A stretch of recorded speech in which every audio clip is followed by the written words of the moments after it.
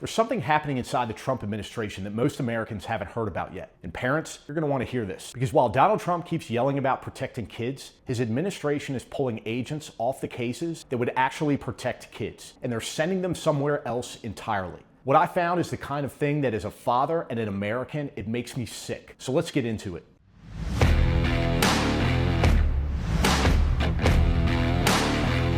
Trump is pushing DHS into an all-consuming deportation mission, and that pressure is spilling into places most people never see. DHS intelligence production has slowed down, meaning fewer terrorism briefings reach state and local law enforcement. Coast Guard C-27 aircraft, usually used for drug interdiction, have been pulled off those missions and reassigned to shuttle detainees. Federal law enforcement training centers have postponed classes for other agencies just to train more deportation officers. All of this is happening while Trump keeps insisting this crackdown is for the children. Okay, do you want a pen?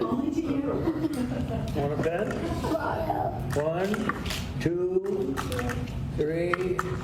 What's actually happening inside DHS tells a very different story. Internal documents obtained through a FOIA lawsuit by the New York Times show this. Federal agents whose entire job is hunting child sexual predators are being pulled off those cases and reassigned to immigration dragnets. Trump's deportation obsession is sidelining the investigations who protect children from predators. The numbers make it clear. HSI spent 33% fewer hours on child exploitation cases in just 3 months. In Los Angeles, an entire 5-person child exploitation team was pulled off their caseload and pushed into street arrests. A major investigation into the violent online abuse of a young child stalled because the agents were reassigned. Meanwhile, less than 40% of the immigrants ICE detained this year have any criminal convictions, and only 8% are violent offenders. So this shift isn't about stopping predators, it's about inflating deportation stats, and the push is coming straight from the top. Stephen Miller runs a daily 30-minute call drilling ICE leadership on arrest tallies and demanding they drive them higher.